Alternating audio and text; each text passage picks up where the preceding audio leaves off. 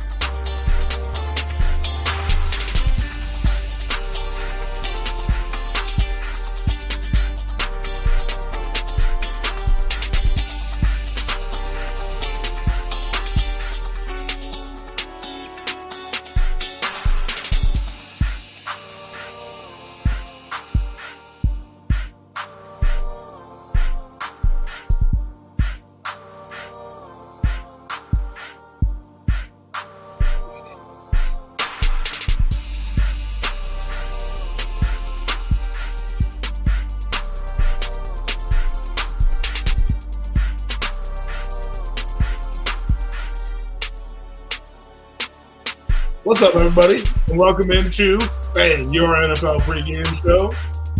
I'm Rob Trujillo. That's Sterling. What's up? That's Sterling. That's Dave. And we still think Dave's here for the dudes. Dave, do we come up with a nickname for you yet? Or? That's your job. Hey, what were you calling him before? What were you calling him weeks ago? Dave for the dudes? Wow. Well, it's Sterls for the girls, you know. You gonna let him do? You gonna let him come up with something else that I can call you? And then Rob for the theys? I don't. What are we doing? Yeah, sure. Here? That's fine. I don't discriminate. That's fine. You know, I'll take love from anybody. What kind of love changes, but I'll take love from anybody. I was about to say, bro. I mean, it's like, is there something you're not telling us here? Nah, man. I take love from the two of you all the time. You know what I mean? I'll take love from anybody. No. That'll cost you double cotton. Welcome into your NFL Pregame Show. This is where we go around. We talk mostly about bets because, you know, you guys have been slacking. Really, honestly, we've got to hate on our listeners a little bit here, I think is what we need to do. Because we haven't gotten a single fantasy question for like 2 or 3 weeks. And I don't know. I guess I do feel around my group of friends like fantasy is kind of going the way of the dinosaur. But I still feel like there's enough like leagues, like traditional leagues and stuff that you guys, I mean, there's enough out there. Do either of you guys play fantasy right now? Yeah, but my team sunk, bro. We're not good. Just like everything you touch. Aha, okay. I see what we're doing. Okay. I'm mad at Sterls. You know, we can throw this out on the podcast. I'm mad at Sterls because he abandoned me this week. Wouldn't do a Bills podcast with me. Told me he hates me. I did. Wouldn't sit with me at the bar last week after he made such a big deal about coming. You know, terrible me, huh? I'm just saying. Dave, you know, it's terrible me that I had people show up to the bar, you know. Barely. How what dare was you? it, the second quarter that they showed up? Not even Bills fans. I know. And they said, like, he sat alone at a different table for a whole quarter because he just didn't like me that much. You know what I mean? So. All right. Let's see what's going on in the world right now before. Hey, do we want to I want to take 2 seconds because we have on here spent time talking about Sterls' Big Blue last year, which, Michigan deserved it. They were a good team last year, and it was an interesting story. I feel like we got to take 2 seconds here and talk about Coach Prime. Man, whoa, I don't know if you guys have been watching, but Yeah. holy shit, man. Like, that is a good football team. That is a good football team that Is well coached. And here's what I've said about Prime since the beginning. Is he gonna like get in there and design a game plan to beat, Kyle Whittingham's? No, he's not. That's not what he does. What he is a CEO. He's the guy that goes and makes sure you meet all the donors, you get all the money, you get celebrities on the sideline, and you recruit and you tell these guys, come play for Coach Prime. You're going to get more. Now, listen, spotlight's going to be bright.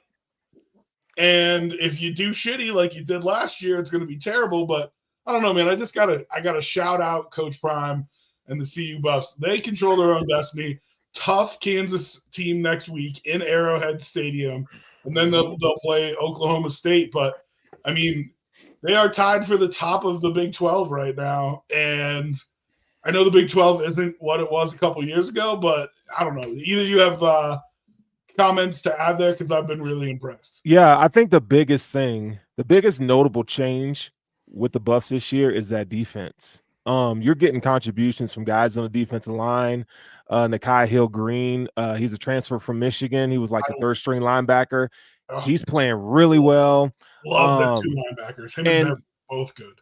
You got to go back to, I think, the addition of Warren Sapp as a defensive line assistant, and then their defensive line I think their defensive line coach or defensive coordinator from I think the Seahawks last year. No, Bengals. Yes. Livingston? Bengals. Yeah. You can see big difference in just how the defense approaches the game, and it's like that's been the difference, because we knew the offense was going to be good, but what they're able to do defensively. I mean, listen, Utah was the best defense in the Big 12. I think that belongs to Colorado right now. I mean, listen, nobody had put up more than 27 points on Utah all year. Yeah. So Utah's defense is still real good. Mm-hmm. I mean, Arizona State put up 27 against them. Arizona put up 23 against them. Undefeated BYU put up 22 against them. And then the Buffs go off for 50 yesterday. It was 49 points they put on that Utah defense yesterday. It's incredible, David. Yeah, dude. No, man, it's fun to watch, man. I did not expect you were right. them to be that Warren good. Sapp for that defense. Yeah. Huge. No, it's neither did I. And again, go ahead. I thought, Pat Shurmur was going to do a good job. That offense, we expect some explosion. Our concern, even at the beginning of this season, was the defense. And like you said, Warren Sapp being there for the quality control on defense has meant a lot.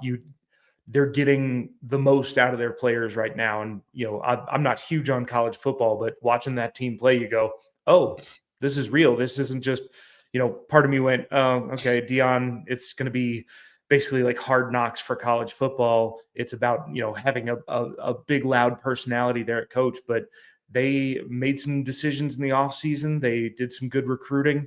Obviously, when you've got, an offense that was already clicking and you add a little firepower and then you tweak that defense, it's been fun to watch. Yeah. Deion said in his post game yesterday, like, oh, we think we have the best receiving core in the nation. Like, I think that's absolutely true. Like, their wide receivers are absolutely bonkers. They put in the 6th guy and he just rips somebody up. So it's incredible. I will say this, and Sturls, you can chime in here. They've got 2 guys who are going to probably be top 5 picks in this draft. They got 3 top 5 picks on that team. Jordan Seaton, for all the offensive line problems they had last year. I don't know if you've gotten a chance to watch him yet, Sturls. Yeah. He was a 5-star recruit, I believe, out of IMG in Florida. And it was a big deal that they got him. And damn, is he playing good football. He struggled a little bit yesterday, but overall on the season, he's been incredible. And I think I think he's going to be a top 5 pick at some point. Yeah, man. Jordan Seaton is he's good. That boy is really good. I'm trying to think who else would be Draylon Miller. I think if they continue, I mean, he's a freshman 4-star. But I think if they continue to use him in multifaceted ways, I think, there were talks about in the recruiting trail that he was very Debo-esque. And if they can get unlock that somehow, we saw a little bit of it yesterday, but if they can continue to unlock that, that's going to be huge. And then they got I think they're going to land Julian is another 5-star quarterback. Yeah, Juju Lewis. Yeah. So they're knocking on his door. So if they can get him as a 5-star recruit at quarterback, dude, the sky's the limit for the Buffs, man. It's nice. Yeah, I wanted to spend a couple minutes on it because I don't know. Listen, I think the CFP is begging. CU, don't screw this up. Get into our college football playoff. They might be one of those teams like Boise might be so good that they get the bye instead of, a Big 12 champion CU, which would mean you would have a home playoff game at Folsom Field, and the ratings for that would just be could you imagine Tennessee versus CU in Folsom Field for the CFP? It'd be incredible. That'd be nice. That'd be cool.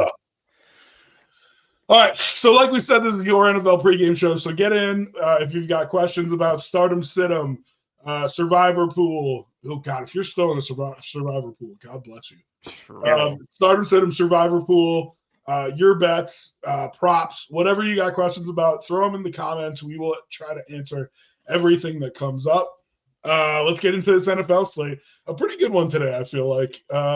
We've had a couple real duds the past few weeks, but a good one today, including this one. And it's funny because, when you bring up the Bears, everybody kind of just rolls their eyes a little bit. They're 4-5. They're right on the outside of the NFL, of the NFC playoffs, rather.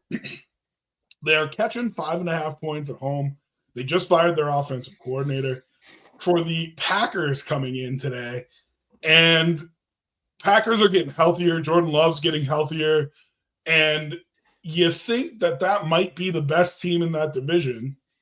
Oh, wait, the Lions are there. Never mind. But I'd say that to say, this is a really good football team. And if they were in any division other than a division with the Detroit Lions, we might be talking about them as a slam dunk division champion. So a big game in Chicago today, Sterls. Who you like? Bears plus 5.5 at home. I'll take the Packers here, -6. And I know, the Bears, they fired their offensive coordinator. You expect them to a little bump there, but I got to see it first. Caleb Williams has kind of been disappointing to me this year. I think the Packers, one thing that they can rely on is their defense. I think their defense is really good. It's underrated. And Jordan Love, I think, going into Soldier Field, I'm not too concerned. So I'll you know what? And if I was to juice the spread, I would even go -10 on the Packers here. Wow. That's how confident I am in the pick. -10. Yeah. Wow. Okay.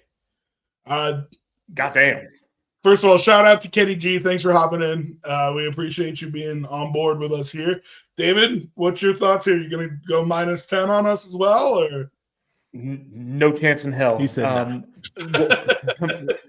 So the Packers are getting a good deal healthier. They have a couple of people questionable and a few outs, but nothing major for them. The Bears, on the other hand, have 2 offensive tackles out. Montez Sweat, the defensive end, is out. I think this is a game that Green Bay should win, and I think they're going to win. I'll take my 5.5, please and thank you. I wouldn't juice it to 10. All right, so both of you guys are going Packers -5.5. I'm going to take the Bears. He's going with the Bears. I'm going to take the Bears here, and here's why I'm going to take the Bears here. Caleb Williams, if you've watched him play, and I did at Oklahoma, I did at SC, and now I have with the Bears. He gets a little too into himself sometimes, right? I think his biggest problem is that he gets too Josh Allen-y. And sometimes Josh Allen gets too Josh Allen-y for my liking. Dog, see it, rip it. I don't need you, pirouetting across the 20-yard line and taking a sack, right? So I think there's been a lot of talk about that this week. I think a new offensive coordinator coming in, I don't even know who it is. Doesn't matter to me. he is going to call very defined reads, very quick throws, and try to make sure he gets the ball out of Caleb's hand. And with so much emphasis from the outside, from the media, giving Caleb a hard time about, hey, dog, get the ball out of your hands. Josh Allen has been at the best we've seen him since 2020. Why? Because he's been taking profits. Take the easy throws. When it's open, throw the football. And I think that's what you can expect from Caleb Williams today. I think the Bears make a solid effort of it at home. Those Chicago fans are dead ass tired of losing to the Green Bay Packers. We as Bills fans went through that when it was the Patriots. So I just think there's going to be a lot of juice in that stadium for a team that is still in the playoff race. I think they ultimately end up losing, but I'll take the 5.5. I think they come out and surprise a little bit today. So their offensive coordinator's going to be Thomas Brown. He was the running backs coach for the Rams last year. Yeah, I mean, I'm just banking on the fact that I bet he knows football would be my guess. The Packers are 4-5 against the spread this season, and the Bears are 5-4. And listen, there's something to be said for feeling like your team's still in it. Now, there are rumors that the vets went to Eberflus last week and said they wanted Caleb benched, and there's different ways to shake a quarterback when he's not playing well, right? One of the ways is benching him. Another of the ways is firing his offensive coordinator. And I think maybe they will have shook him a little bit here. So we'll see. I could be dead wrong. Biggest spread of the day, biggest spread of the year. The 2-8 Jaguars with David's favorite Mac Jones headed to Detroit to play the Detroit Lions. Plus 13.5 for the Jags here. Now, I'll start because y'all know my rule, and I'm sticking by it. And I will make an argument for it, too, if you want me to. Since I think it was 2000, David, you were the one that actually looked up this stat because I hadn't seen it in a couple of years. But since 2000, if you pick teams that are minus 10 points or more in the NFL, you're hitting at about a 60% rate. Don't tell an NFL team that they're 2 scores worse than another NFL team. It's just kind of the rule. So I'll take the Jaguars. I'll take the 13.5 points. It is my rule. I never bet against a 10-plus point spread. I'm getting 13.5 here. Listen, Mac Jones almost won Rookie of the Year. He's been a starter in this league. You know, I think they got a lot of talent on that Jacksonville team. I do. I think their defensive line is really good. I think they've got decent wide receivers. Brian Thomas Jr. looks like he's for real. And Detroit, man, like, no, right, there you go. Kenny G. No. The Detroit, they've just been steamrolling everybody.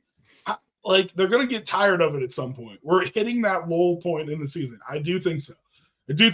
They're going to get up for the big games. This isn't a big game. And one of the hardest things to do when you're that good of a team is stay focused for a 2-8 Jaguars team who's starting Mac Jones. I'll take the 13.5 points. No Tank Dell, no Trevor Lawrence, questionable offensive line. I do like their defense. I like Brian Thomas Jr. I'd take him on the Bills in a heartbeat, but Mac Jones is your quarterback for today. He had 15 yards maybe last week. I don't in a game they almost won. Oh, okay. All right. I made money on the Jags last week, dog. Don't. So I'm almost as confident as Sterles was in the first game. I'd pump this up to 20.5 points. I feel like the Lions are just gonna. The two of you should just get in a little love fest, build yourself a little parlay. Okay, I'll do it right now. Fucking Packers minus 10, Lions minus 20. You know, 20.5. Give me the safe bet in this thing is the over. The over's at 47. That's a safe bet. Right now, you have the safe bet. The Jaguars scored 7 points last week. And the Lions could score 60 on them. So I mean, there's that. Right now. Don't discount the Jaguars defense, man. Like, hey, I'm just saying, look, right now, okay, so the spread, 83% of the bets are on the Lions. That's exactly the time that you fade that. Right. And then obviously 97% money line Detroit. We know they're probably going to win the game. And then on the under over, You have 74% on the over in this game. Just FYI. Listen, I mean, very much stay away from doing what the crowd does. If Jacksonville scores 14, I think that over is not an issue. I actually, like Rob said, their defense is pretty good. I don't know if I have them as a 40-point game. I don't know. I'm going to take that 13.5, and I'm going to ride with the Lions because I think they're probably going to spank the shit out of them. But that's me. Haters, and this is the Lions are 7-2 against the spread this season. The Jaguars are 6-4. Listen, while they still had to prove who they were, yeah. Now everybody's telling you that you're the best team in the league. You know what I mean? Like, I'm serious. All right, here we go. All right. Vikings and Titans. You look up all of a sudden, and the Vikings are 7-2, and you can look at that like two really different ways to me. You look up and they're 7-2, you're like, I didn't expect them to be that good. Or you look up and they're 7-2, and you realize that they started 5-0 and they've been 2-2 since. Right. You know what I mean? And it's an interesting spot for the Vikings to be in. They barely squeaked by the Jags last week. The Mac Jones Jags. Okay? The ones that you were just taking a dump all over, and the Vikings barely beat them. They head to Tennessee to play the Titans. Titans are getting 6 points. I hate to say it, but Mason Rudolph has looked okay. He's been all right. So I don't know who's starting. They've been jumping back and forth between who's starting for them, and they benched. Rudolph, Levis is terrible. I know. I have no idea why. I mean, I do understand you got to give young guys time, but not him. Right. Our buddy Pat that we watch the games with is absolutely in love with Will Levis not being the quarterback for Tennessee. He's like, I'm not afraid of Will Levis. I'm like, I'm not afraid of the Titans. And I honestly don't think the Vikings should be afraid of them. I have them as a touchdown favorite, so I'll take the -6 for the Vikings. This is interesting, and we can get more into this later on if you guys want, but just real quick. So we're running down 3 games here, and it's going to be Jags, Titans, and Raiders are in these 3 games that we're talking about. And it just made me think, who do you think's got the worst roster in the NFL? Because I don't think it's the Jags. So I think you can toss them out, even though they're 2-8. I don't think Raiders the worst. I don't think Carolina. I think the Titans and Raiders have a worse roster than the Jags do. Carolina. Yeah. Carolina, Giants, but I don't think they're the worst. No, they got some guys on defense, and Neighbors at least makes you excited. You know. Yeah, Giants have a worse roster than the Jags. I don't know. I think I'd probably pick Tennessee. I think the Raiders are close. Mm-hmm. And I got to be totally honest. So I think the Raiders – Kenny G had said that the Giants have a worse roster than the Jags and then said, and I'm a Giants fan. Outstanding. I hate to say this for all them boys out there, but I think the Cowboys might have as bad of a roster as the Raiders do. It's just the Raiders traded away their one of their blue chip players, and the Cowboys blue chip players have been injured. But yeah, just an interesting note. Titans may be the worst roster in the NFL, and I think they've got a couple guys who are. I mean, every NFL team has a couple good players, but you can build in the middle with Jeffrey Simmons and Tavondre Sweat. You know what I mean? Like, you can build a defense around those 2 guys. Right. So, I think they've got decent corners, and I don't know. I mean, I see a path back to them being good. I don't know that I see a path back to the Raiders being good. Like, everybody's talking about Shador possibly getting drafted and going there and not being like, oh, the Raiders have their quarterback and blah, blah, blah. And I don't see a path to that roster being any good at worthwhile. all. No. Yeah. So let's get back to this game, though. Titans +6 at home. David, who you got? I can't go with the Titans here. I'm going to take the Vikings -6. Again, if you think this is just a 1-touchdown win, you're feeling pretty good about that. I wouldn't be surprised if this was a 2-touchdown win. This game does. anybody versus the Titans, it's going to feel a bit lopsided unless you were talking about the Raiders, the Jags, the Giants. And that's about it. Man. Earls, what you got? Well, he's going to go with Titans. No, I'm not going to go with the Titans. I'm going to go with the Vikings. But here's a little stat for you. So the Titans haven't scored over 20 points in 4 of their last 5 games. And the one that they did score 20 was a win against the Patriots. So give me the Vikings here. The Titans are just, Mason Rudolph at quarterback. His big play throw percentage is 1.97. Like that is total dink and dunk. I think you fall right into the Vikings trap of that aggressive blitzing style, and you're just trying to dunk your way down the field. I just don't think it's going to work today. Yeah, and what's his name? The safety gonna eat that alive. Yeah. Yep. What's his name? Harrison Smith. Thank you. Yeah. Harrison Smith is gonna eat that kind of offense alive. So. Yep. All right. Yeah. I mean, I'll go Vikings -6 here too. It's like I said, that Tennessee roster is not one that I believe in as much as the Jaguars roster, and that's not to say that I believe in either of them all that much. But and real quick, the over is 39.5. So yeah, the safest bet is take the over in this game. The over? The over. Yes. Get out. Yes. Get out. That is the safest bet. I'll bet against you. Take the under all day. Listen, Sam Darnold has been cheeks. Sam Darnold hadn't been good since the first month of the season. If we could put to bed the MVP bullshit that I had to listen to in October for Sam Darnold, that'd be great. Listen, I think it might go under the 40 points. It's 39.5 is what we got on BetMGM. Yeah, same here. Yeah, I'd stay away from that over. But hey, listen, if you want to bet the over in a Titans-Vikings game, 1-800-GAMBLER is the number. Anyway, Raiders and Dolphins. Listen, I hate this so much. There's a pulse. There's a pulse in South Florida. They pulled that game out on Monday Night Football. They're still alive, dog. They're still alive. Their next 2 games against like the Raiders and then I think maybe the Panthers or something like that. Like they can get to 5-6 and all of a sudden they're looking at a wild card. They are still alive down in South Beach. Raiders, I don't know. I feel like they folded their tents a long time ago, which has to be driving Antonio Pierce crazy.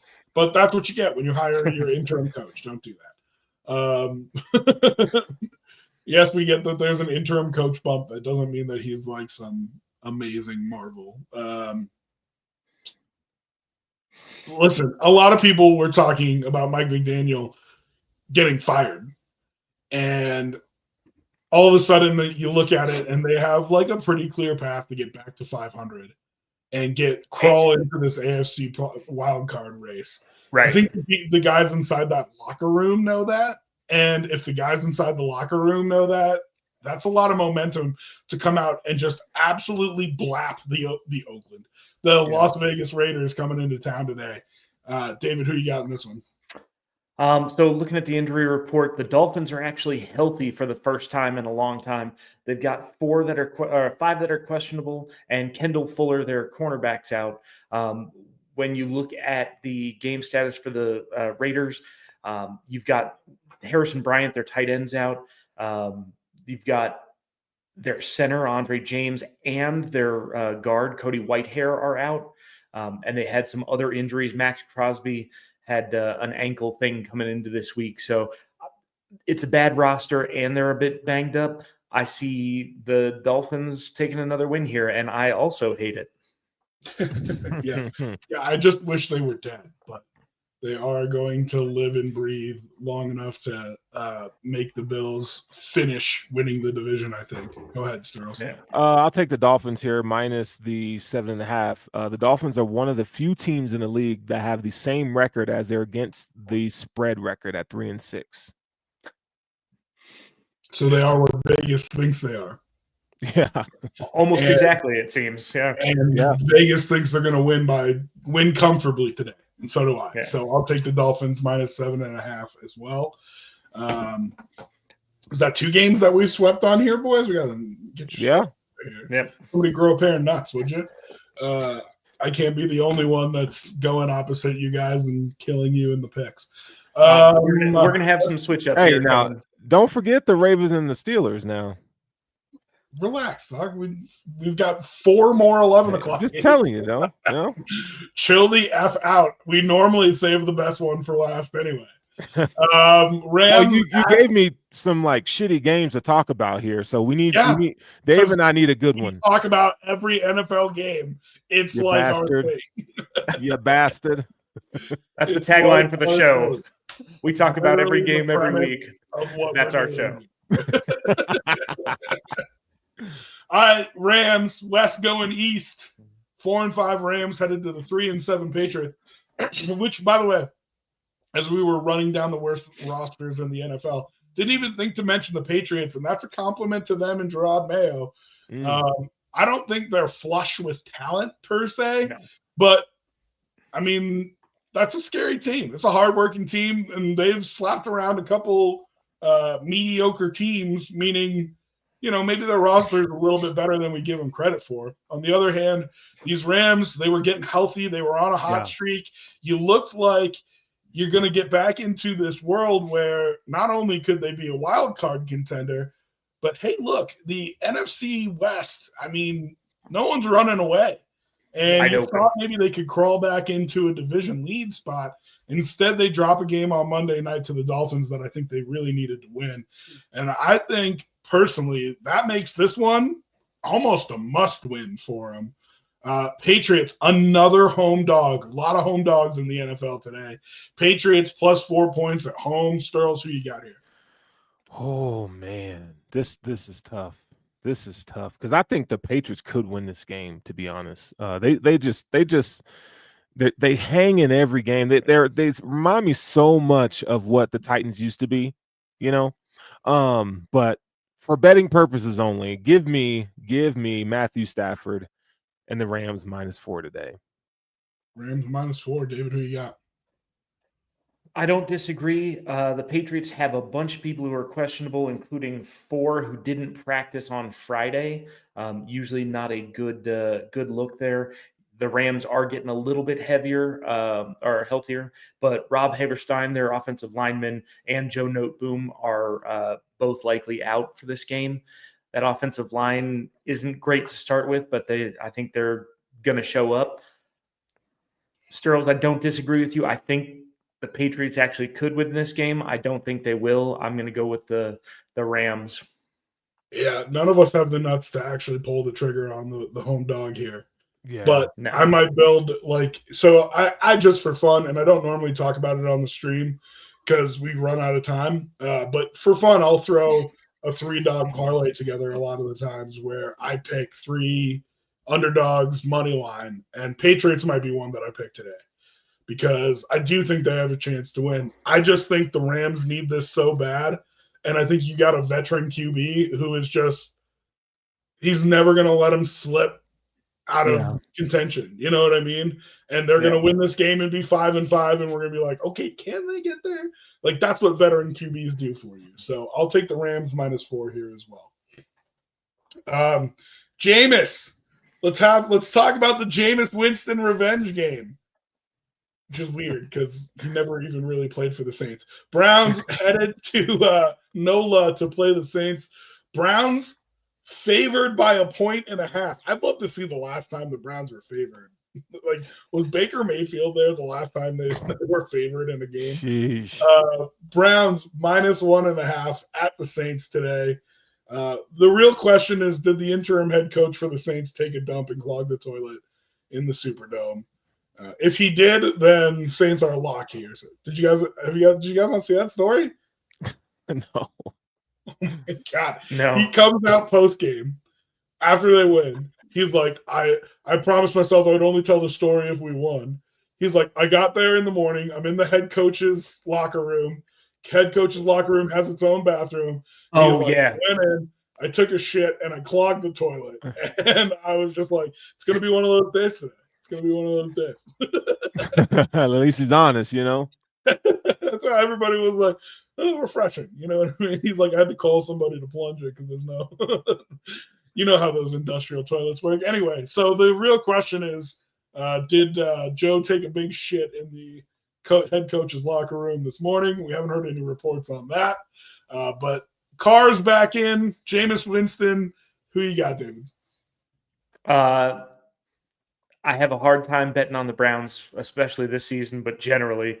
And after what I've seen, I think the Saints should get away with this. I think the Saints will actually win it. And the fact that the Browns are favored in a game makes me throw up in my mouth a little bit. So I'm going to go with the Saints here. Interesting. Sterles? Yeah, I'm gonna take the Saints here. Derek Carr just scares the shit out of me, to be honest. But I don't know. Maybe they got a little bit of momentum on their side.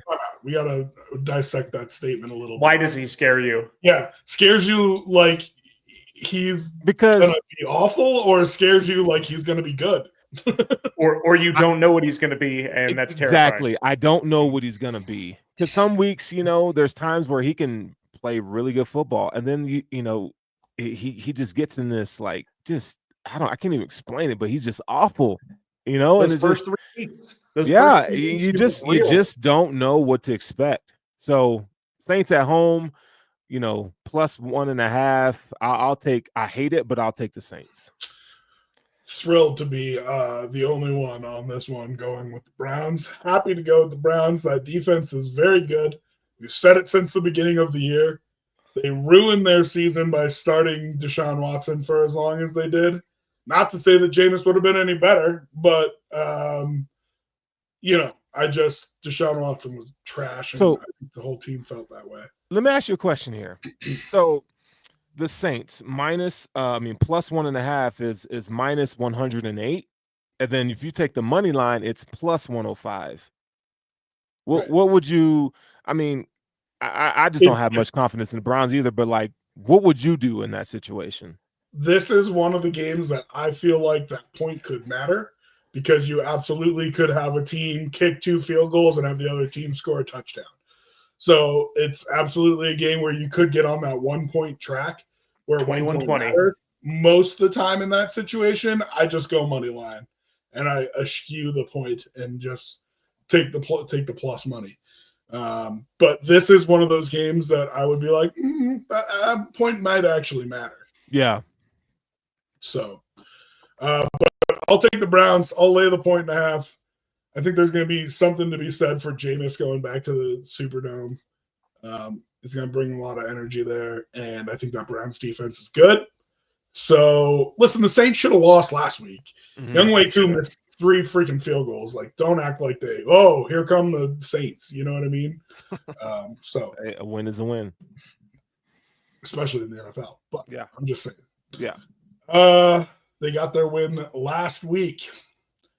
Colts and Jets. This feels like a little bit of an elimination game to me.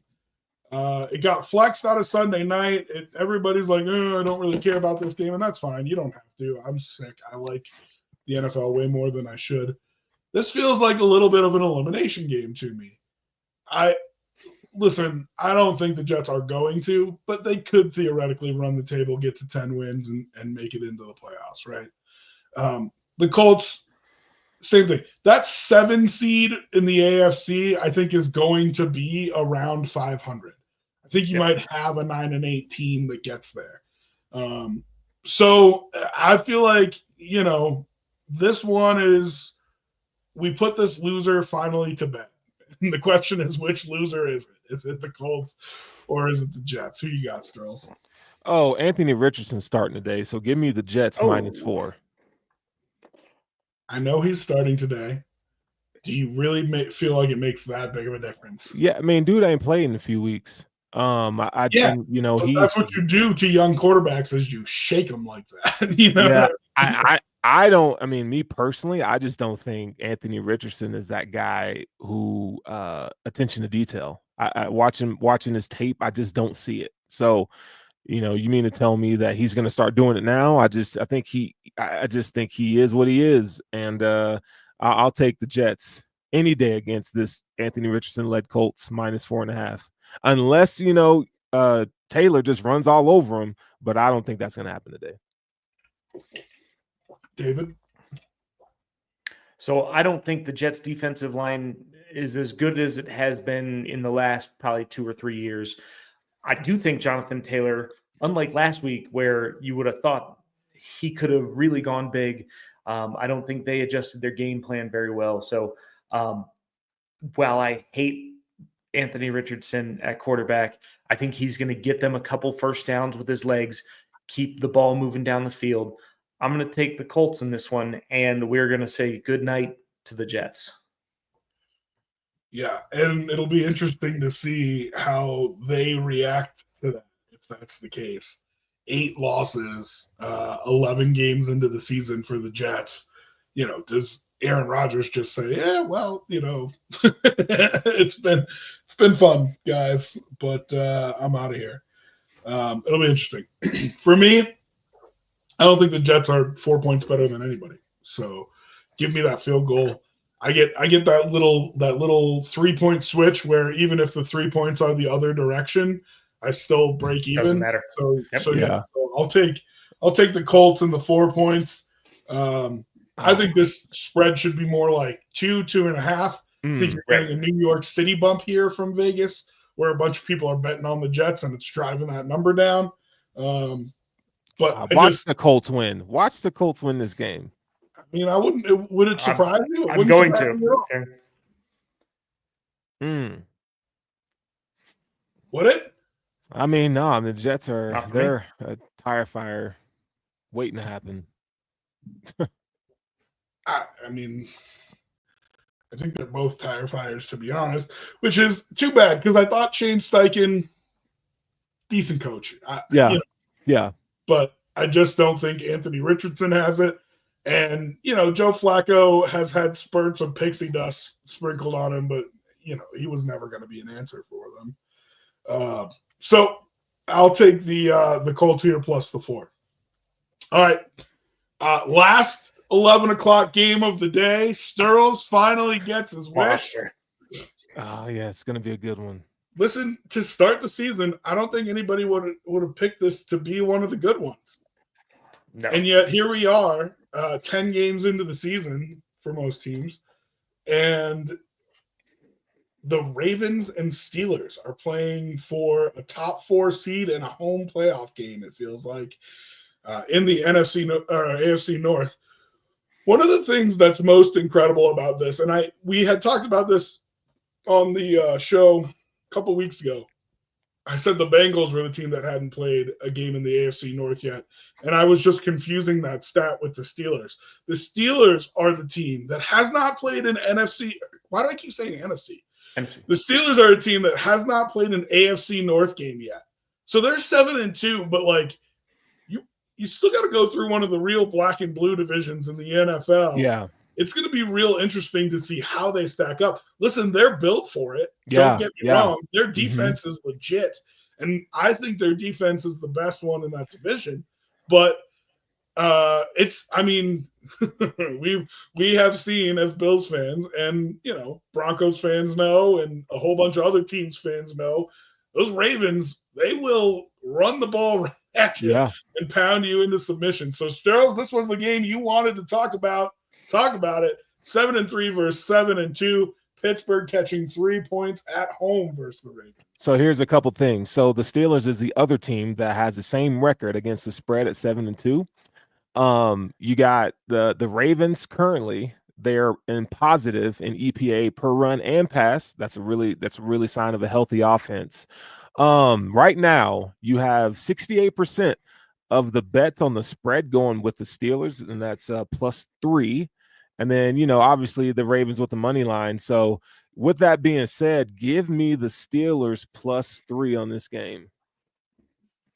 Steelers going Steelers +3, taking the home dog. Who you got, David? So you talked about when we were talking Jets and Colts, this is an elimination game. For the AFC, this has huge playoff consequences because if the Bills lost to the Chiefs and somehow the Steelers beat the Ravens, The Steelers are the number 2 seed in the AFC. Now, if you told me that at the beginning of the season, I would have laughed in your fucking face. Yeah, no doubt. Alex Highsmith is out. We didn't even know who their quarterback was, and it turns out they have 2 that can win games. How about that? Hello, Mike Tomlin. Exactly. And that's Mike Tomlin needs to get flowers on flowers, because making it work with these teams has not always been pretty, and you go, there's no way, and then still winning. But I agree, this defense is amazing. Alex Highsmith is out with that low ankle injury. So you hate to see him out, because this could be a big game for him and Watt. I'm going to go with the Steelers +3 home dog. Okay, I'll be the guy then, and I'm happy to. I think this Ravens team is really well battle tested. I think this Ravens team is what I was talking about with the Lions earlier, where they know they're a good team and they know that they can play with anybody, and sometimes they lose focus. But the teams that they lose focus against are the Raiders, who they lose to in week 2, right? The teams that they lose focus against are not the good teams. They're the bad teams. And I think the Ravens are going to come in today with something to prove. I think they want that top spot in the division. I think they hate the Steelers. And I think we're absolutely going to see a black and blue fest. You got the best offense in the NFL. And as good as that defense for the Steelers is, what I don't think any defense in the NFL is equipped to handle is the size of that Ravens running game. They can put 3 tight ends out there. They can put Patrick Ricard in there, and they can throw literally 1,000 pounds of beef right at you. And it's just almost impossible to stop. So how do you neutralize a great pass rusher? It's a cliche, but we all know it. What is it, Sterls? You run right straight through him. You run right at him. So if one of their good pass rushers is out, and I don't think Highsmith is great, but he's good. If one of their good pass rushers is out, that line is unbalanced. And what do? You run the ball right at TJ Watt, just straight down his freaking throat, and you let Patrick Ricard hit him 15 times today. And I think it's going to wear him out. I think it's going to make him tired. So I'll take the Ravens. I'll lay the 3 points. I think they assert themselves here as the best team in the division, even though their defense isn't as good as the Steelers. When you're comparing the units, the Ravens offense is better than the Steelers defense, and the Ravens defense is better than the Steelers offense. So I just kind of feel like they're going to assert themselves here and make a point. I don't disagree with you. I think this is a good game for the Ravens. I liked the odds for the Steelers home dogs. I will say this game, I thought Thursday night was a good game. I think this game and then the Bills-Chiefs, this is a really good week of football. And when you're at week 11, you're more than halfway through the season. You know who these teams are. This isn't necessarily a week where things are going to be fluky and weird. This is going to be, especially this game, Ravens-Steelers, that's 2 teams that hate each other in a division up for, kind of those top, 2, 3, or 4 seed in the AFC. Big implications for this game. I'm excited to watch that and then jump straight into the Bills game. Yeah, when you lay out your viewing path for today, listen, red zone's always a great option. But if you go Ravens, Steelers, Bills, Chiefs, Bengals, Chargers, that's a pretty good NFL. It's a good day. It's a good day. I mean? So, all right. This is normally where we do the commercial question. I will eschew actually throwing a commercial on there. I'll throw a question out to you though.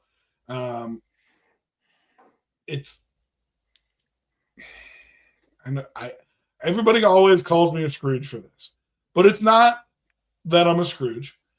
It's that I love Thanksgiving. I do.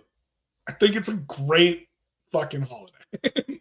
I think it's a great holiday because there's no expectations with it. It doesn't have that oh, I've got to buy presents or I have to fly home or no, man, it's hang out with whoever you want, eat good food and watch football. And the other thing that I like about it is the entire world actually has off. Entire world. All of America. Like McDonald's actually closes. Walmart actually right? Like Thanksgiving, McDonald's actually closed. Walmart, that's cool. I dig that. I think that's awesome. So when I say, please don't put up your Christmas decorations yet, I mean, please don't put up your Christmas decorations yet. So I don't know where you two fellas fall on it, but our quick commercial question is, how are you feeling about people already in the Christmas holiday spirit? Oh, yes. This is, you two had, it was probably this week last year where I was just listening to the pod and commenting, and you said something about how early it's too early to put up decorations. And I said,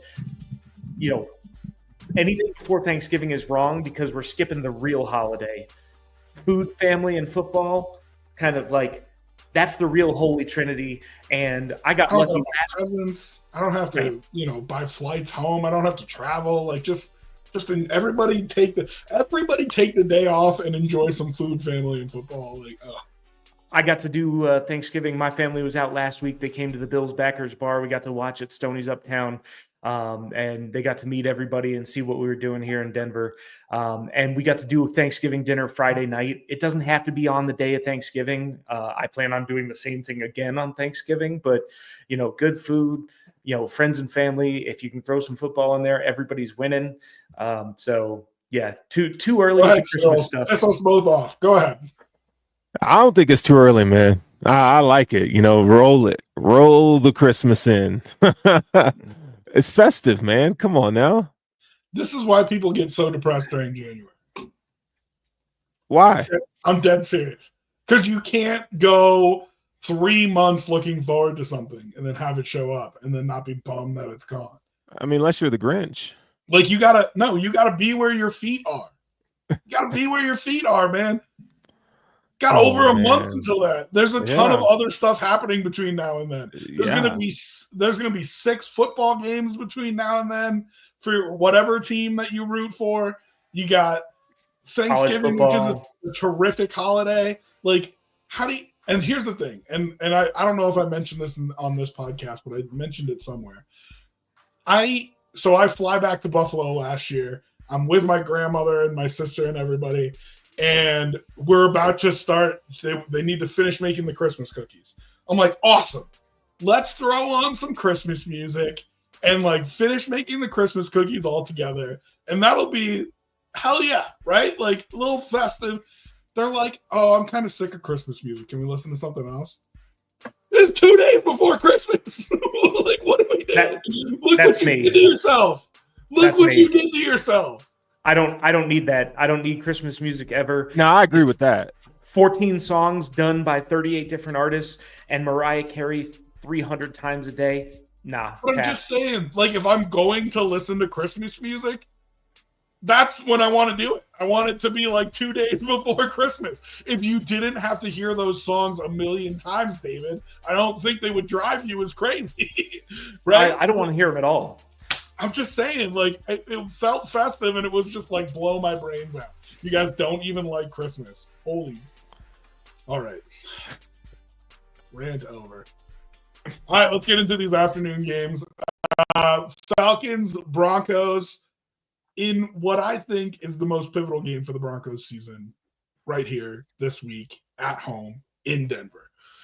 If you look at the rest of the Broncos schedule, they play a lot of teams that are in that middle of the AFC who will be hunting that 7th seed. They've got a game versus the Bengals. They got a game versus the Colts. They got a game. Well, the Raiders aren't really in it anymore, but you know what I mean? Like, they've got all these teams who are going to be looking for the 7th seed that they're going to play. And they've got an average Falcons team coming in here off a loss that if they can beat and go to 6-5, they got the inside track on that 7th playoff spot. So I think this is the most important game for the Broncos season. And it's weird because it's an NFC game, but their last 2 weeks were Ravens and Chiefs.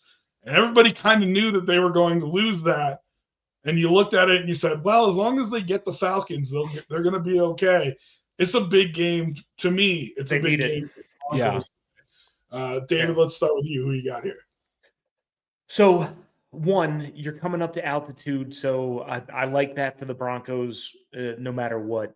The injury report looks pretty good. Josh Reynolds, the receiver's out. Drew Sanders with that Achilles is out. And Turner Yell, the safety, is out. But when you go over to Atlanta, their defense looks rough. Their cornerback, Mike Hughes, out. Linebacker, J.D. Bertrand, out. Troy Anderson, the linebacker, out. D. Alford, the cornerback, out. Cornerback Antonio Hamilton, out. Defensive end James Smith-Williams, out. Daquan Graham, D tackle, out. Grady Jarrett has an Achilles thing, but he's playing. So most of their defense is beat up. So you're talking about a Broncos team that's finally putting it together at home, at altitude against a beat-up team. I'm taking the Broncos. Taking the Broncos -2. Sterls, who you got? So the betting community says take the Falcons +1.5. There's 75% of the bets are on the Falcons there. 61% of the bets are on the Broncos. So I'm going to go against the grain here, and I'm just going to do a homer bet just because they're the home team here. Give me the Broncos -1.5 today. That's interesting because it's going to be a clean sweep. I'm going to take the Broncos too. I think the Broncos offensive line has played really well, and I think the Falcons cannot generate pressure to save their lives. Even when they're healthy. Yeah, right. Which, do I think Bo Nix is a world beater? No. But do I think if you give Bo Nix all day back there, he's going to find somebody open? Yeah, I do. Yeah. And so I don't think their offense overmatches that good Bronco defense, and I don't think the Falcons can generate pressure. Give me the Broncos -2.5. Okay, Seahawks and 49ers in what we have previously talked about, a wide open NFC West. I think the Niners and the Cardinals are currently tied on top of the standings at 5-4 each. Seahawks getting 6 points going to San Francisco. Niners have been beat up for forever. Christian McCaffrey finally came back, looked pretty good. But, I mean, Ayuk out for the year. There's more. I can't think of it right now. But they still have been beat up. The Seahawks, did you guys see the center? I didn't see the full article. Did you see the news from their center? No. In the middle of the season, their center has retired. Oh, yes. Oh, Connor he retired, Williams retired. Yeah, I did see that. I mean, that's kind of crazy. You assume it's health related, but I didn't go and read the articles or anything like that. He's been dealing with health issues his whole career. Yeah. Even at Texas, he had health stuff. So I mean, I don't know. That's what I'm saying. Like, I don't know anything about him. And normally, when you see a retirement like that, that's what it is. But in the middle of the season, it's tough for a 4-5 team who's still in it. So Seahawks getting 6 points, going to San Francisco. Who you got, Sterls? I'm gonna take the 49ers here at -6. I think at some point San Francisco is going to get back to being the 49ers. Their offense is going to be explosive. Now, again, they don't have Ayuk, but, and their tight end is not going to be playing today. But I do think this is going to be a game that's controlled by Christian McCaffrey and that run game. So give me Brock Purdy and the boys. Who looked good, who looked real good the last couple weeks for, I think, the first time this year. And I want to say that because I have given him a hard time this year about, looking average. Yeah. And he's not an MVP as soon as you take all those guys out from around him. And I do think that's still true. I don't think he's MVP caliber, but flowers where they're due. He's looked real good the last few weeks. David, who you got? So I looked at this game earlier in the week and I was like, oh, Niners all the way. I think the Seahawks are getting healthier. And when you look at the Niners injury report, Nick Bosa, questionable. Their defensive tackle, Kevin Givens, out with a groin injury. Kittle, Charvarius Ward, out. Trent Williams, questionable. Mitch Wishnowsky, their punter, out. All right, don't. John Feliciano, questionable. Don't punter injury reports, please, God. Eder Gross Matos, the DN, questionable. Yeah. Darius Luter Jr., the cornerback, doubtful. Aaron Banks, the guard, questionable. That's a lot of injuries. I'm actually going to go with the Seahawks here. Yeah, oh, wow. Okay. I'm going to go with the Seahawks, too. The reason I think is I just don't think that this is a 6-point game. I think the spread's too big here. Yeah. I like the Niners to win this game, but I think it's going to be I think it's going to be two teams running the ball. And when you look at the skill position players, when you take into account the injuries, Seahawks might actually have the better skill position players and might have the better quarterback. And that's not something that we normally say about the 49ers, but because they're so beat up, DK Metcalf being back changes that math for me. Again, I agree, Rob. I don't know if this is a game the Seahawks win, but I'm not saying they couldn't. I just think 6 points was too much for my appetite. Yeah, a division game, which makes total sense. Yeah. Total sense. Yeah, I get it, but I'm still going with the Niners here. What's that? I said I'm still going with the Niners here. Well, you would. All right. The big one. Oh, boy. Yeah. You guys ready for this? Chapter 8, as CBS has dubbed it. The Bills and Chiefs have played 8 times. And I just want you to know that 6 of those have been in Arrowhead. Now, the Chiefs have earned a bunch of them being there by way of having a better record in the regular season, and the Bills have to go there in the playoffs, and that's fine. But a whole bunch of regular season games have been in Kansas City as well. The worm finally turns here. Not only will they play this year in Orchard Park, but if both teams, I believe it's if both teams finish in first in their division, which they should, these teams will play in Buffalo in the regular season again next year. So the worm's kind of turning here a little bit. Here's the problem. The Bills haven't had any issue beating the Chiefs in the regular season. That has not been the problem. The problem is Patrick Mahomes, the witch and the wizard, Patrick Mahomes and Andy Reid have been getting you in the playoffs. That's the issue.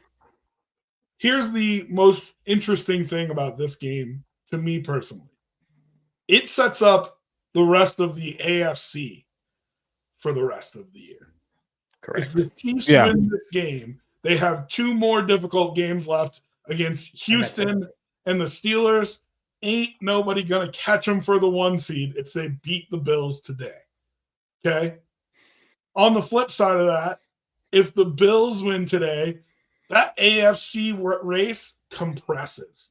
And all of a sudden, a 2-loss Steeler team, a 3-loss Ravens team, all feel like they have a shot at getting that 1 seed, and the race is freaking on. The Chiefs and the Bills could, if the Chiefs win this game with the lead that the Bills have in their division, the Chiefs and the Bills could rest the rest of the season and walk to division championships in the 1 seed, and the AFC race would be over. So this game is going to swing the rest of the NFL. Chiefs headed to Buffalo.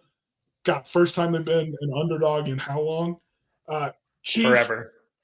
I know, right? Chiefs plus 2 points. Who wants to start here? I'll let you guys tell me who wants to go first. I will. Sterl's at 2. I'm just gonna give you stats like I've been giving you all day. Okay, so right now the spread plus 2.5 with the Chiefs. The 86% of the bets have gone to the spread with the Chiefs. The Bills are at 51% on the money line, and the over is at 75% of bets. So, the money says go with the Chiefs here. It's hard to bet this game just because of our fandom. But, I think the Bills are the better team on paper. So give me the Bills minus 2.5. I do think this will be a game where I like to see a big game from Josh Allen here. I know the Chiefs defense is good, but I just think that, getting James Cook involved in the pass game, I think is going to pay the difference here. I want to evaluate one of your statements. Bills the better team on paper. It was interesting coming into the season. I don't think any of us would have said that. Yeah. And are we talking about who's playing or total team? Because we've got some injuries. Who's playing? Who's playing? I think the Bills have the better team on paper right now. It's interesting because I do think they have the better offensive line. I don't know if they have the better offensive line without Spencer Brown. The interior three for the Kansas City is the best in the league. Real good.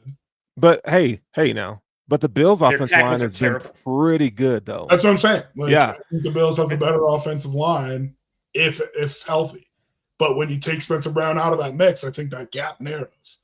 I like Ryan Vandermark, man. I think what we've seen him has been really good, man. So I think you guys are sleeping on Ryan Vandermark here. That's not Homer, That's he held himself pretty well in the third and fourth quarter last week, but he wasn't going against the Chiefs' defensive ends or defensive tackles. I mean, listen, Karlaftis is good. He's okay. But I don't think he's a world beater. Right. And Chris Jones, run a stunt with Chris Jones? I know, but they're not – they kick him outside sometimes. But if they do – they're not doing that today. If they do, Osiris Torrance is going to go help him. You know what I mean? Like, there's no way you're putting Vandermark one-on-one with Chris Jones. And here's the deal with that. You can't put Chris Jones on the outside in this game because Josh Allen's going to see that unless, that spy is going to have to really be honed in on his assignment. I just don't think you want to do that today. Well, and here's the thing. What the Chiefs have the most trouble with, in my mind, is covering out of the backfield / tight ends, right? Yep. You want to attack that middle of the field. You'd love to have Dalton Kincaid for this game. You don't. But James Cook, Dawson Knox, if they're going to spy Josh, and so what you just laid out happens, Sterls, where they kick Chris Jones outside. Josh Allen says to himself, okay, I'm going to look at running the ball. They counter that with spying Josh with a linebacker, and all of a sudden the middle of that field's wide open. Right? Yeah. It's James Cook checkdowns. It's Dawson Knox, Quentin Morris, Zach Davidson, whoever. He will eat them alive. Khalil Shakir, he'll eat them alive if he takes profits there. And so there's an easy way to lay out that, like, you can make the Chiefs defense wrong no matter what you do if you play good ball. Yeah. And Josh can do that today. Yep. David, who you got? Here's where I have concerns. Who's kicking for the Kansas City Chiefs? The Jets practice squad kicker. Not Harrison Butker. Yeah. Now, if you told me, hey, Butker's basically going to be automatic from 55 and in, so if they cross midfield, they get one pass and they have to kick it, they're going to get 3 points. Today, if it's 4th and 4, you kicking that or are you going for it? Probably not punting. I was going to say, you've got the witch and the wizard, so you go for it. Right. So all of a sudden, now you've got Patrick Mahomes on the field, potentially 4, maybe 5 extra plays this game. Yeah. I fucking hate that. Yeah. I hate that so much. Yeah. I would rather them kick the fucking field goal and it's Tyler Bass and Harrison Butker and you just hope you get a turnover that means you get to kick last. Yeah, it is the field goal of death situation where when you give 100%. teams desperation, when you give them 4th downs, they're actually more successful. You have a better chance of losing the game. And that's the scenario that you're talking about. You've gifted Andy Reid an excuse to leave Patrick Mahomes out there for another on the field. Now. Yeah, you're absolutely right. So who you got? I have Chiefs +2, Bills money line. You can't do that. That's the most homer pick I've ever heard. I think it's going to be a 1-point Just game. say the Chiefs are going to win the game. No. I think the Chiefs are going to keep it close, but the Bills are going to win. So I'm taking the Chiefs +2 on the spread, and then I'm going to take the Bills money line. What an eye roll. Unbelievable. That's man. I think it's going to be a 1-point game. I think it's coming down to right. the field goal of death or the touchdown in the last second to get it. All right, so I tell everybody I don't bet on this game. We all fully admit that we are Buffalo Bills fans, seeing this through rose-colored glasses. Yeah. I don't bet on the Bills for that reason. I try to keep it objective. But you both know that I am the kind of guy who I don't just walk around and be like, oh, the Bills are going to kill everybody, blah, blah, blah, right? Like, I don't just say that.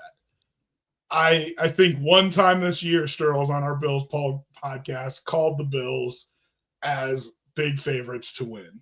Like, I thought they were going to cream somebody. And that was the Dolphins week 2. I thought the Bills were going to cream them. I think the Bills are going to cream them.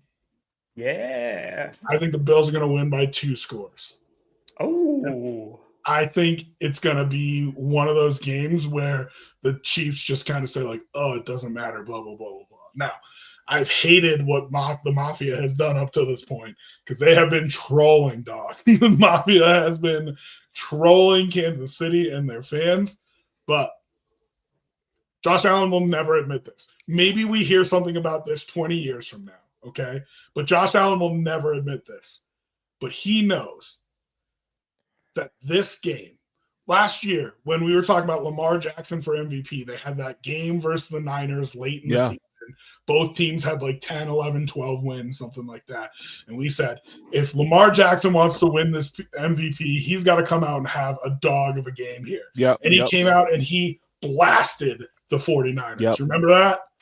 Don't think he didn't know what he was doing when he did that. 100%. If Josh Allen wants to win his first MVP, he needs to go out this afternoon and blast the Kansas City Chiefs. And he'll never admit it. But I absolutely think that's a motivating factor for him. And I absolutely think that he knows that. That if I go out and absolutely go belt to ass on these Kansas City Chiefs, even if my defense gives up a whole bunch of points, right? If it's a 13 seconds and he goes, I don't even think he's got to win it. I think it'd help if he wins it. But if he goes and scores 43 and it's 43-40, Josh Allen is winning the MVP this year. Rob, I hate you for this because I didn't want to think about that. I did not want to fucking think about that. And but it's so true. And to your point, left in the season, you know what I mean? To your point, don't you think that same Josh Allen trotted himself out against the Ravens, wanted to go belt to ass, but he just didn't have the weapons and he didn't get patient? I think he did. I think the pressure was on him. I think he felt right. I think that's different kind of pressure, though. Yeah. I do think he felt pressure, but I think he felt pressure like I have to carry this team to this win. I don't think he's going to think that today. I think he just knows if he plays a good game that it's there for him. Yeah. But he's got to go out there and just be Josh Allen. And so I agree. I listen. Again, nobody ever talks about that. The guys in the locker room know it too. The guys in the locker room know that too, and they love him and they want to get him that MVP as bad as Josh wants it himself. And it's not what anybody actually wants, right? What they want is a Super Bowl title. They want to hang a fucking banner. But on the way there, they absolutely want to get their dog an MVP. And I think they feel like he's been scorned a couple of years and hasn't been able to get it. And I think they want to do everything they can to get it for him. I think the Bills come out and absolutely smoke the Kansas City Chiefs today. Yeah. That's, man, I can't say that with the big boy chest. I cannot. Rob, I'm rigid right now. You did that. Right? I don't know why. I feel like it. I believe it. And like I said, this is a betting show. I would tell you from a betting perspective that I am rose-colored glasses going over the top a little bit here. But those Mafia members, I mean, that stadium is going to be tuned up tonight. And if he comes out and say they score 2 quick touchdowns, even if Kansas City answers, that MVP. Oh, I mean, that place is going to go MVP. effing crazy. Stop it, Dave. You're feeding into this madness. I'm getting hyped. That place is going to go. And here's the other thing that we talked about, and I'll get off of it after this. But one of the things I've talked about with Josh Allen that I will freely admit is a flaw of his is when he gets into big moments for the first time, he gets too sugar, right? First time he played the Patriots, he threw 4 interceptions. Yep. His first playoff game, he's lateraling the ball 20 yards downfield. Like, what are you doing, right? Right. His first game against the Chiefs in the AFC Championship game was not good, right? And then what did he do the next year? 13 seconds game, right? He comes back and absolutely dominates. So after he gets comfortable in situations, he turns into Josh Allen. He absolutely dominates the guy. And he plays well against the Chiefs. Guess and it's what? funny because everybody says, oh, it's Mahomes versus Allen. Well, guess what? Didn't give up the touchdown or the field goal or the whatever. It hasn't been his issue. That's what I was going to say is he is no longer nervous playing the Chiefs. Like it's no longer like, oh, sugar high Josh Allen. And that's why he's beaten them the last 3 regular seasons. Yeah. And he should have beat them in the last 2 playoff games if he wasn't let down by his team. So I just think he comes out and goes belt to ass today. I think the Bills team is going to walk. I love it when you talk dirty. I love it when you talk dirty. All right, Sunday Night Football. God, this one got flexed in, and as far as records go, it's not an overwhelmingly good matchup, but also, I mean, it's a good game. It's a pretty good matchup. Bengals at Chargers. It's interesting because Chargers normally in SoFi for LA home crowd don't really attract a ton of Chargers fans.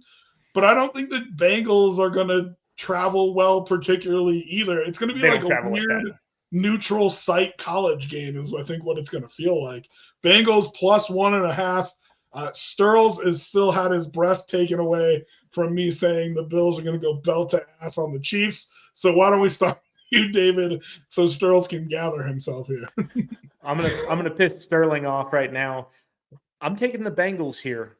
Rob, I know you and I both agree this is a team we don't want to face in the playoffs. This is a team that is right on the outside. They're in the hunt, and Jamar Chase is starting to look like Jamar Chase from 2 years ago. Burrow's starting to get a little more accurate. This defense has some real talent on it. Again, it does feel a bit like a neutral site game. I like the Chargers. I like what they've been doing on Sterls. I know that's your team. I know you appreciate them. But I'm going with the Bengals here. That's a team that the Chargers, if we played them, I'd be like, okay, this is going to be a good game. I'd worry about the Bengals. I think I'm more worried about the Bengals than I am about the Chargers. So I'm going to go with the Bengals here. I'm going to take the plus 1.5. Man, that's really interesting. I don't blame you for that. I mean, with the Chargers, they got to prove it. You know what I'm saying? I don't think they've proved it yet. But I think they're going to prove it today. Give me the freaking Chargers minus the 1.5. Here's the thing about Harbaugh teams. They're going to be sound on defense, and they're going to be able to run the ball. Okay? And I think that's going to be evident today. I think the Bengals have a problem stopping the run. And I feel like Justin Herbert, this is a measuring stick game for him. I think he needs to come out here and prove that he is who everyone thinks he is and get this dub for them. So give me the Chargers here.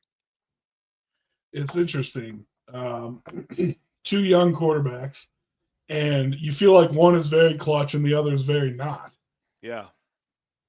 When in actuality, I think one has been let down by his team and the other one has not. We call Joe Burrow so clutch. How did they beat Kansas City to go to the Super Bowl in that AFC Championship game? Defense. It was their defense and their kicker. You know what I mean? And that's not a shot at Joe Burrow. Right. It's just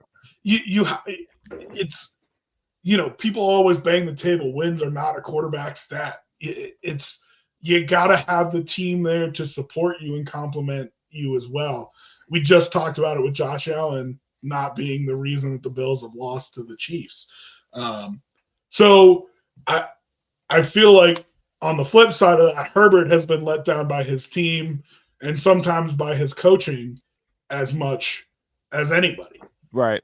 And one thing that I know for sure tonight and for the rest of the season, he's not going to be let down by his coaching. You know what I mean? Like he's not going to be betrayed by having to go for it on 4th and 3 at his own 13 or something like that. You know what I mean? So I just feel like that breeds confidence in Herbert himself. If I'm looking at the matchup, I think the Chargers have the better defense here, which is not something that, we've always talked about how much talent that Charger defense had. I think no one's really talking about the fall off in this Bengals defense enough. They still have some good players, don't get me wrong. I just think the Chargers are better. And yeah, as far as weapons go, there's no doubt that the Bengals have the better weapons. But does the Chargers defense mitigate that a little bit with their extra right? talent? So I'm going to take the Chargers here as well. I'll lay a point and a half. Right. A 7-3 Charger team, I think, is just unreasonable. Hold on. I don't think they're actually a 7-3 team. Yeah, but you might get some Raiders with them being 7-3. Oh, I know. Look at their wins. Go ahead. The Raiders in week 1. Yeah. Meh. They beat the Panthers. Ooh. Yeah. They lost to the Steelers by 10. They lost to the Chiefs by 7. They beat an early Broncos team by 7. They lost to the Cardinals by 2. They beat a Saints team that had injuries left and right and no starting quarterback. The Browns win looked pretty good. I'm not going to say the Browns offense did anything to help them in that game. They beat the Titans. Yeah. And I'd say the same thing about the Bills. If you look at the teams the Bills have beaten right now, yeah, not great. Teams do? They beat teams the are supposed to beat. Yeah. I mean, teams are supposed to beat. I understand like where you guys are coming from on that. I get it too. I just think that the formula to win this game, I think is more safe with the Chargers. I think the Bengals is high variance, high reward. I mean, with those weapons and stuff like that, in a game like this, I just feel like the team that can control the game on the ground and play good defense is typically they're going to win the game. And I just think that's the Chargers, despite them not ever really measuring up to the expectations. So we'll see. It could be a homer take. I mean, I will tell you that I am a Jim Harbaugh, Jesse Minter, all them boys over there. So Connor Stallions on that staff. All right. Texans at Cowboys. Your Monday Night Football game. He's not. He's the head coach of a high school football team that I think is over. So just so you know. The Battle of Texas, Texans and Cowboys. Cowboys getting 7 points at home. Why do we have to watch this game in prime time? Who's playing quarterback? Cooper Rush or Trey Lance? Who cares? Nobody cares. Who cares? And listen, the Texans have been spiraling out of control. Yeah. A loss to the Jets, a loss to the Lions that never should have been a loss. Like that Jets game was weird. It was Thursday Night Football. I can forgive that. That Lions loss, you don't score a point in the second half. You're up, 24-7? Yeah. Get the F out. Yeah. Like, you got to be kidding me. That's embarrassing. And maybe it was a team who was, reading their tweets too much here. Because everybody was saying, they've got the South locked up, blah, blah, blah. You better look out. You lose this game and the Colts win, and you got a 1-game lead on the Indianapolis Colts for the AFC South title. Hello. Right? Yeah, right. I get it. The Texans are a much better team than the Indianapolis Colts. But look at the situation you put yourself in as a Texan. Yeah. I mean, come on. So Texans heading to Dallas in what I think is a game they really need to win. You cannot have a 3-game losing streak here. David, who you got? Cowboys have nothing to play for at this point. Starting quarterback's injured. They've got some injuries on the offense and defense. This team's been dog shit. I'm going to challenge you on that. You know who's playing for the Cowboys? A bunch of guys who are trying to stay in the league. You know what the Cowboys have to play for? Putting out good tape so they have jobs next year. And that's not nothing. I don't think they care. It's not nothing, but it's pretty fucking close. When you compare it to what the Texans need to do in order to stay in the playoff race and stay kind of ahead of any of their competition right now, yes, people want to play. They want to do, individually good things. That doesn't necessarily mean they're going to play well in a team context. That means that I'm going to try and go for highlight tape. I may undercut that route as a cornerback, try and get the pick six to blow up my highlights, not necessarily do the thing that's going to be best for the team. Whereas I think the Texans need to play because they still have a fucking chance of making the playoffs and being a postseason team and making some progress there. So while, yes, it's not nothing, it's nothing. Go ahead, make your pick. Oh, not the Cowboys. Never the Cowboys. Texans -7. Yeah, Texans -7. I'm there. I'm the same way, man. The Cowboys, I just don't have much faith in what's going on. I just feel, I don't know this. I haven't been in the locker room, but it just seems like the morale of that team is just shot. Give me the Texans. I want to do it so bad. Go ahead and pick the Cowboys. Go right ahead. I want to do it so bad. They burned me so many times this season. But you can't. No, I can't. You can. Go ahead. Go ahead. Come on, Cletus. I want you so bad. But if there's any team where I don't believe in the we're gonna rally, we're a team, it's the Cowboys. They are just they're so bad. They're so bad. They've got, I think, really bad leadership. I don't think Mike McCarthy is a bad football coach, but I also don't think he's a great, I'm going to motivate my guys and get the best out of it. He's no Mike Vrabel. You know what I mean? And where's the leadership coming from? Jerry Jones, get the F out of here. Right. You know what I mean? So yeah. All right. I'll take the Texans. I'll lay the 7 points. I hate it. I hate it. I know. It sucks. Texans are going to be down 14-3 in the second quarter. Yep. Watch. And that's so Dallas Cowboys this year. That's Dallas Cowboys. NFL. Cooper Rush is going to have Trey Lance is going to look like North Dakota State. Trey Lance. Aww. Be up 14-3. All right. Anything else you fellas want to talk about before we get out of here? Go Bills, man. I'm just excited for this game. It's like pinch me. Freaking pinch me. This is such a huge game for the Bills, dude. I just can it just be 2:30 already? It's a huge game for the AFC and the NFL, man. It changes the back half of the season, depending on who. Yeah. David, anything else you want to talk about before we? Wu-Tang is for the children. Just remember that. Cream. All right.